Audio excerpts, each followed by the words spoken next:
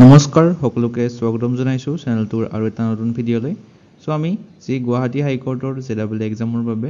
General নলেজৰ প্ৰিভিয়াস ইয়াৰ question discuss কৰি আছিলো তাৰে পাৰ্ট 13 আজি লৈ আহিছো ইয়াৰে আগৰ 12টা পাৰ্ট যদি আপোনালোকে চোৱা তেনেহলে ডেসক্ৰিপচনত ইয়াৰে প্লেলিষ্টৰ লিংকটো দিয়া আছে তাতে ক্লিক কৰি আপোনালোকে চাব পাৰে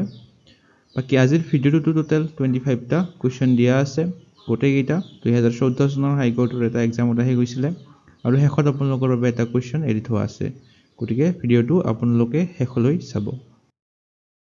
লগতে ইয়াৰে পিডিএফ টো আপোনালোকে টেলিগ্ৰাম চেনেলটোত পাই যাব টেলিগ্ৰাম চেনেলটো জয়েন হ'বৰ কাৰণে এই কিউআৰ স্ক্যান কৰিব পাৰে নাইবা এই লিংকটো ডেসক্ৰিপচন বক্সত দিয়া আছে ইয়াতে ক্লিক কৰিও আপোনালোকে জয়েন হ'ব পাৰে গতিকে বেছি পলম নকৰি আজিৰ ভিডিঅ'টো আমি আৰম্ভ কৰো এক নম্বৰ কোৱেশ্চনটো হৈছে the first woman cosmonaut of the world was বিশ্বৰ প্ৰথম গৰাকী মহিলা মহাকাশচাৰী কোন আছিল কল্পনা চাওলা ভ্যালেন্টিনা তেৰেস্কোভা সুনিতা উইলিয়ামছ নে সেলি ৰাইট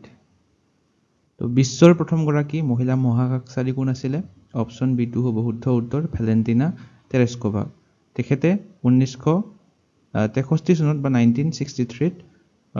মহাকাশত গৈছিল Next question number 2 হৈছে the first Indian who received Nobel Prize in Literature was তো সাহিত্যৰ বাবে নোবেল বঁটা লাভ কৰা প্ৰথম গৰাকী ভাৰতীয় কোন আছিল সকলো জানো আমি অপচন সি টু হ'ব শুদ্ধ উত্তৰ ৰবীন্দ্ৰনাথ টেগৰ ৰবীন্দ্ৰনাথ ঠাকুৰ আছিল প্ৰথম গৰাকী ভাৰতীয় যিয়ে নোবেল বঁটা লাভ কৰিছিল তো প্ৰথম ভাৰতীয় যিয়ে নোবেল বঁটা লাভ কৰিছিল এনেকৈ আহিলেও ৰবীন্দ্ৰনাথ টেগৰে হ'ব আৰু নোবেল বঁটা লিটাৰেচাৰত বা সাহিত্যত কোনে প্ৰথমে নোবেল বঁটা লাভ কৰিছিল এইটো যদি আহে হেতু উত্তৰ ৰবীন্দ্ৰনাথ ঠাকুৰে হ'ব তেখেতে 1913 চনত 1913 ত তেওঁৰ কবিতা সংকলন গীতাঞ্জলি খনৰ বাবে তেওঁ এই নোবেল প্ৰাইজটো লাভ কৰিছিল তেওঁ প্ৰথম ভাৰতীয় next question number 3 the highest peak of Mizoram is মিজোৰামৰ সৰ্বোচ্চ শৃংগটোৰ নাম আমাক ক'বলৈ দিছে শুদ্ধ উত্তৰটো হ'ব অপচন এ ফাং পুই মিজোৰামৰ সৰ্বোচ্চ শৃংগটোৰ নাম হৈছে ফাং পুই ইয়াৰে উচ্চতা হৈছে 2157 মিটাৰ আৰু এই শৃংগটোক ব্লু মাউন্টেন বুলিও কোৱা হয় ব্লু মাউন্টেন তো ব্লু মাউন্টেন বা ফাং পুই এই দুটাৰ যিকোনো দিয়া নাথাকক দুটাই শুদ্ধ হ'ব Question number 4 is who was the first chief minister of Mizoram? মিজোৰামৰ প্ৰথম মুখ্যমন্ত্ৰীজনৰ নাম আমাক ক'বলৈ কৈছে তো এই চাৰিজনৰ শুদ্ধ উত্তৰটো হ'ব অপচন ডি চি চুংগা হৈছে মিজোৰামৰ প্ৰথম মুখ্যমন্ত্ৰী আৰু কাৰেন্ট 2025 চনত বৰ্তমান মিজোৰামৰ মুখ্যমন্ত্ৰী গৰাকীৰ নাম এইটো মনত ৰাখিব লালডু হমা হৈছে বৰ্তমান মিজোৰামৰ মুখ্যমন্ত্ৰী 5 নম্বৰ কোৱেশ্চনটো হৈছে which of the following is the oldest mountain range in India তলৰ কোনটো ভাৰতৰ আটাইতকৈ পুৰণি পৰ্বতমালা হিমালয়াছ আৰাৱলী সতপুৰা নে নীলগিৰিছ তো ভাৰতৰ আটাইতকৈ পুৰণা পৰ্বতমালাখনৰ নাম হৈছে অপচন বি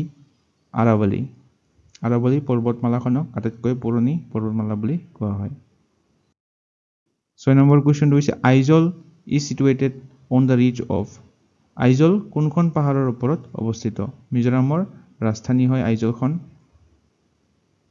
মিজোৰামছ কেপিটেল এইখন অপচন এ টো শুদ্ধ হ'ব দুৰ্টলাং নামৰ এই পাহাৰখনৰ ওপৰত অৱস্থিত 7 নম্বৰ প্ৰশ্নটো হৈছে which of the following is the largest state in India area wise মাটিকালিৰ ক্ষেত্ৰত কোনখন ৰাজ্য ভাৰতৰ ভিতৰত বৃহত্তম ৰাজ্য লাষ্ট ভিডিঅ'টো আমি ডিসকাস কৰিছো ইজি হয় কোৱেশ্চনটো সকলোৱে জানে অপচন সি টো হ'ব শুদ্ধ উত্তৰ ৰাজস্থানৰ মাটিকালি হৈছে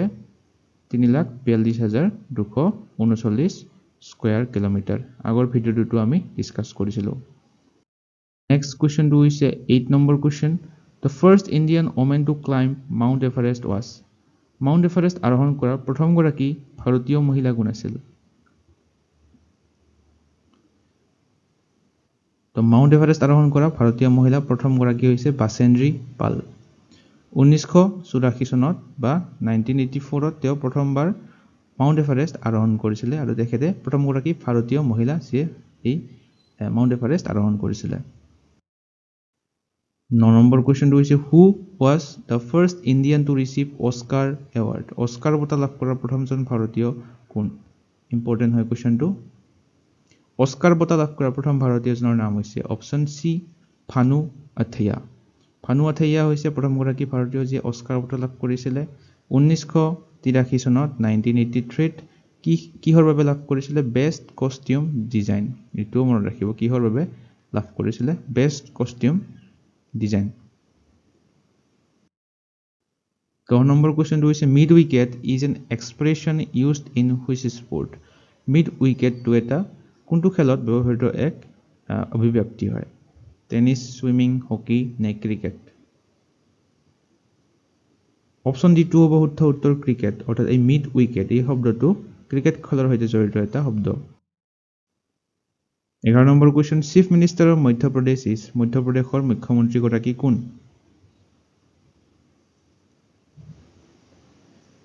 মধ্যপ্ৰদেশৰ মুখ্যমন্ত্ৰী গৰাকীৰ নাম হৈছে অপচন সি মোহন যাদৱ বৰ্তমান 2025 চনৰ তো 2014 চনত আহিছিলে এইটো কাৰেণ্ট এফেয়াৰ্ছৰ কোৱেশ্চন হিচাপে মই 2025 চনৰটো কৈছো বৰ্তমান হৈছে মোহন যাদৱ 12 নম্বৰ কোৱেশ্চনটো হৈছে Arjuna award is given for Arjun বঁটা কিয় দিয়া হয় তো ইম্পৰ্টেন্ট হয় কোৱেশ্চনটো লাষ্ট ভিডিওটো আমি ডিসকাস কৰিছো ভেৰি ৰিপিটেড কোৱেশ্চন হয় অৰ্জুন এৱাৰ্ডটো দিয়া হয় এক্সেলেন্ট ইন স্পৰ্টছ বা ক্ৰীড়াৰ উৎকৃষ্টতাৰ বাবে এই অৰ্জুন বঁটাটো প্ৰদান কৰা হয়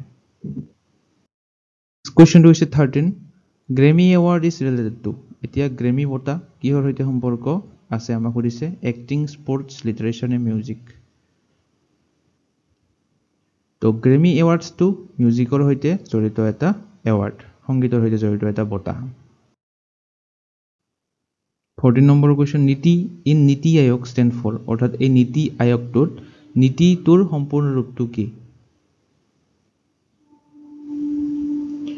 অপচন এ টো হ'ব শুদ্ধ উত্তৰ national institution for transforming India NITI আয়োগৰ এই নীতিটোৱে national institution for transforming India stand কৰে এষ্টাব্লিছ কেতিয়া হৈছিলে নীতি আয়োগ সকলোৱে জানো 2015 চনত আৰু ইয়াৰে হেডকোৱাৰ্টাৰটো ক'ত আছে নতুন দিল্লীত 15 number question who is present chief election commissioner of India ভাৰতৰ বৰ্তমানৰ মুখ্য নিৰ্বাচন আয়ুক্ত কোন এই অপচন চাৰিটাৰ শুদ্ধ উত্তৰটো হ'ব অপচন বি জ্ঞানেশ কুমাৰ 2025 চনৰ কথাটো কৈছো বৰ্তমান মুখ্য নিৰ্বাচন আয়ুক্ত হৈছে জ্ঞানেশ কুমাৰ ভাৰতৰ 16 নম্বৰ প্ৰশ্ন what is the currency of South Africa called দক্ষিণ আফ্ৰিকাৰ মুদ্ৰাক কি বুলি কোৱা হয়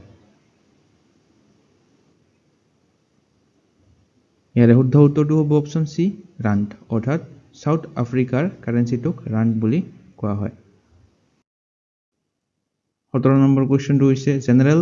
অ' Dyer is associated with general O' Dyer দেশৰ লগত জড়িত কোনটোৰ লগত জড়িত হ'ব battle of Plassey Falkland war second world war নে জালিয়ানৱালাবাগ মাস্কাৰ ইয়াৰে অপচন ডি টো হ'ব শুদ্ধ উত্তৰ জালিয়ানৱালাবাগ মাস্কাৰ যেটো 1919 চনত সংঘটিত হৈছিলে এই জেনাৰেল অ' ডায়াৰ ইয়াৰে কমাণ্ডত এই হত্যাকাণ্ডটো সংঘটিত হৈছিলে 18 নম্বৰ কোৱেশ্চনটো হৈছে প্ৰেজেন্ট স্পিকাৰ অফ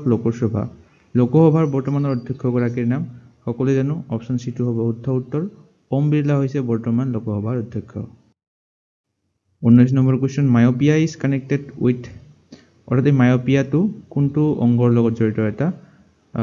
ৰোগ হয় সকলোৱে জানো মায়োপিয়া চকুৰ লগত জড়িত এটা ৰোগ 20 number question horticulture is the art or study of ডেছ এই হৰ্টিকালচাৰটো কিহৰ অধ্যয়ন হয় কিহৰ ষ্টাডি হয় ইয়াৰে অপচন এ টো হ'ব শুদ্ধ উত্তৰ গাৰ্ডেন কাল্টিভেশ্যন উদ্যান শস্যক অধ্যয়নক আমি হৰ্টিকালচাৰ বুলি কওঁ ইংৰাজীত 21 নম্বৰ কোৱেশ্চনটো হৈছে নেটো ষ্টেণ্ড ফৰ নেটো সম্পূৰ্ণ ৰূপটো কি নেটোৰ সম্পূৰ্ণ ৰূপটো হৈছে option B North Atlantic Treaty Organization এই নেটোটো এষ্টাব্লিছ কেতিয়া হৈছিলে এইটো মনত ৰাখিব 1949 চনত আৰু ইয়াৰে হেডকোৱাৰ্টাৰটো ক'ত আছে বেলজিয়ামৰ ব্ৰাছেলত আছে 22 number question headquarters of Asian development bank ADB is at Asian উন্নয়ন বেংকৰ মুখ্য কাৰ্যালয়টো ক'ত অৱস্থিত এছিয়ান ডেভেলপমেণ্ট বেংকৰ মুখ্য কাৰ্যালয়টো আছে মনিলাত ফিলিপাইনছৰ মনিলাত অৱস্থিত আৰু এই এছিয়ান ডেভেলপমেণ্টটো কেতিয়া এষ্টাব্লিছ হৈছিলে এইটো মনত ৰাখিব 1966 1966 চনত 23 number question which country is known as land of midnight sun land of midnight sun বুলি কোনখন কাউন্ট্ৰি কোনখন দেশক কোৱা হয় সুইডেন নৰৱে ফিনলেণ্ড নে ডেনমাৰ্ক অপচন বি টু হ'ব শুদ্ধ উত্তৰ নৰৱে দেশখনক land of midnight sun বুলি কোৱা হয় 24 number question Rajya Sabha members are elected for a term of ৰাজ্যসভাৰ সদস্যসকলক কিমান সময়ৰ বাবে নিৰ্বাচিত কৰা হয় অপচন ডি টু হ'ব শুদ্ধ উত্তৰ 6 ইয়াৰ্ছ ৰাজ্যসভাৰ সদস্যসকলক 6 বছৰৰ কাৰ্যকালৰ বাবে নিৰ্বাচিত কৰা হয়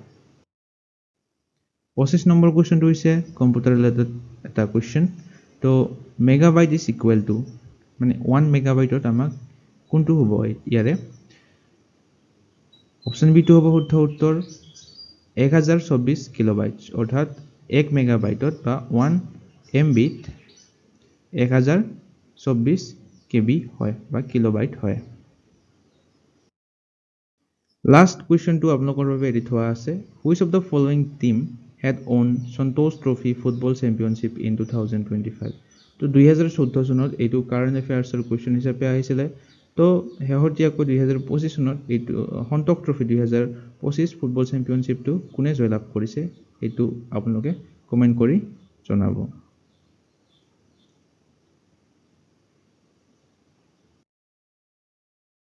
আৰু এইখিনিতে আপোনালোকক জনাও যে আপোনালোকে যদি লাষ্ট 9 মান্থছ কাৰেণ্ট এফেয়াৰ্ছৰ কন্টেন্ট বিচাৰি আছে তেনেহলে আমাৰ চেনেলটোৰ দ্বাৰা এখন